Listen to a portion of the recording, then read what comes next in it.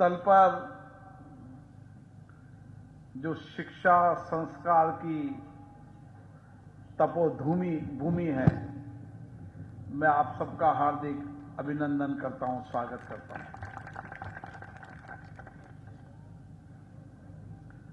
टाटिया विश्वविद्यालय जिस सोच, जिस दृष्टि, जिस विचार से बना है, उसको संकल्पों को पूरा करने के लिए कटिबद्ध रूप में आगे बढ़ रहा है। मैं सबसे पहले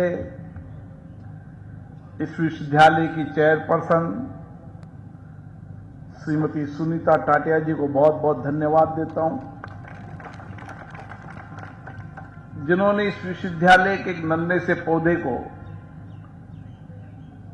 पाला पोसा, अपने विचार दी, दृष्टि दी, विजन दिया और आज ये विश्वविद्यालय इस क्षेत्र का सबसे प्रतिष्ठित विश्वविद्यालय बन चुका है।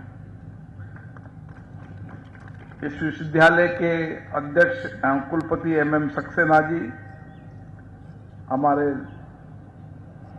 लोकसभा के हमारे साथी सांसद निहाल चंद मेघवाल जी, जयदीप बियानी जी, गुरमीत सिंह जी, एकेडमिक बोर्ड और मैनेजमेंट के सदस्यगण। मैं इस विश्वविद्यालय की जब डिग्री दे रहा था तो मैं देख रहा था कि जिंदगी में शिक्षा के बाद अनुभव और जो कुछ भी उन्होंने इस विश्वविद्यालय के कैंपस के बाद PhD डिग्री के रूप में जिस विषय पर भी उन्होंने PhD की है, उस विषय को समझा। कई विषय चुनौतीपूर्ण था, उसको समझा। कई लोगों के अभावों को भी सुना होगा और उन्होंने अपने जीवन का जितना ज्ञान है वह अपने प्रोफेसर के मार्गदर्शन में उसने PhD करने का काम किया। मेरा मानना है कि PhD का अनुभव लंबे समय तक राज्य और देश को मिलना चाहिए,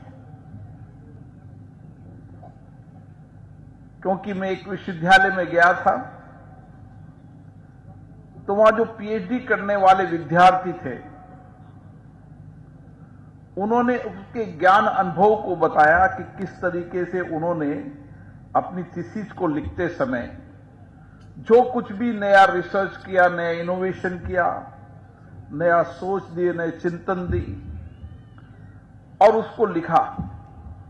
अब लिखने के बाद समाज में उसका लाभ होना चाहिए।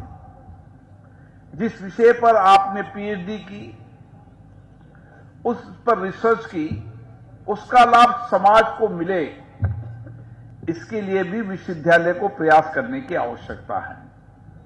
विश्वविद्यालय विचार करे कि उसमें से कई इनोवेशन रिसर्च ऐसे होंगे जिससे हम वर्तमान और भावी चुनौतियों का समाधान कर सकते हैं। और अब समय आ गया है इस देश के अंदर कि देश की भावी और भविष्य की चुनौतियों का समाधान इन विश्वविद्यालयों के कैंपस से निकलेगा। इसलिए जब संसद के अंदर बिल पारित हो रहा था रिसर्च के लिए, इनोवेशन के लिए, तो सरकार की दूरदृष्टि बहुत थी।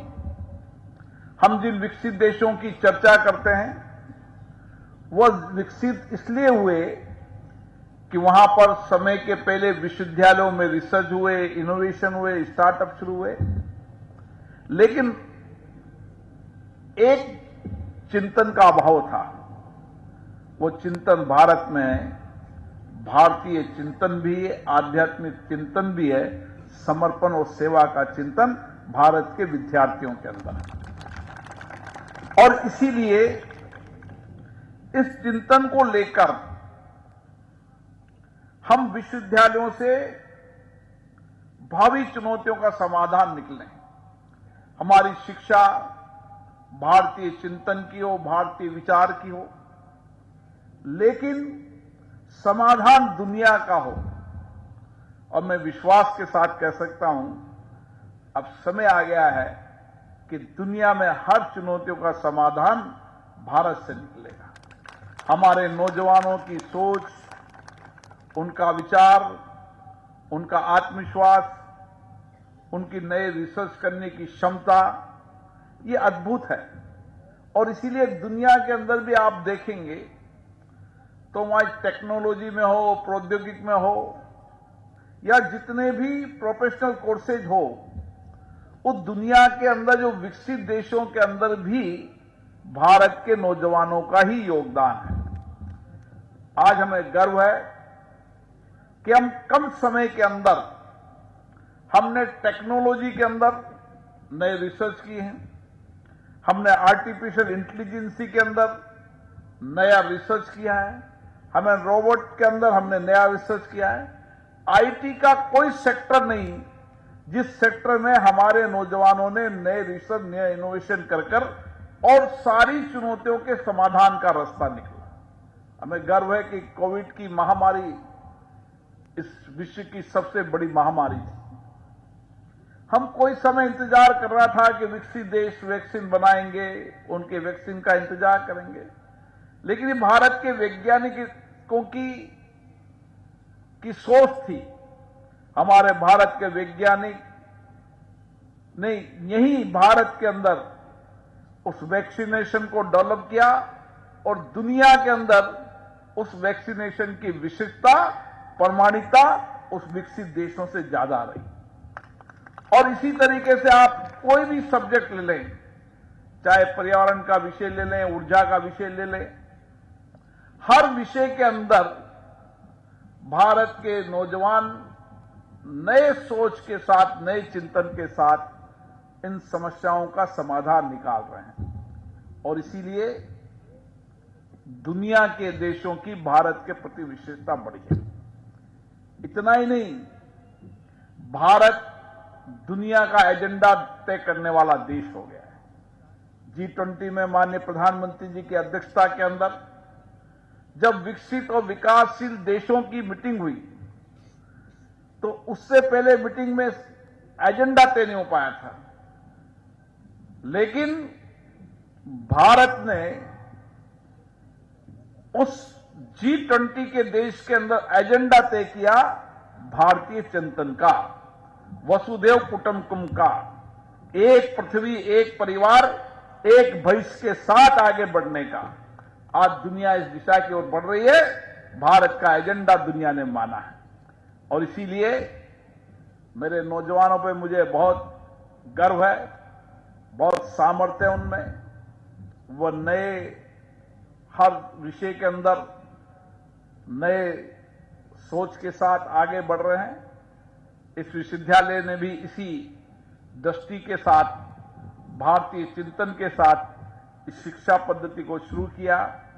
सामाजिक समर्पण के लिए टाटिया विश्वविद्यालय चिकित्सा से लेकर तमाम आयुर्वेद, होम्योपैथिक, तमाम कोई ऐसा विषय नहीं जिस विषय के अंदर इस कैंपस में अध्ययन, शिक्षण, प्रशिक्षण का काम नहीं हो रहा। मुझे आशा है, मैं बधाई देता हूं टाटिया विश्वविद्यालय के सभी ट्रस्टीगण, परिवारजनों को।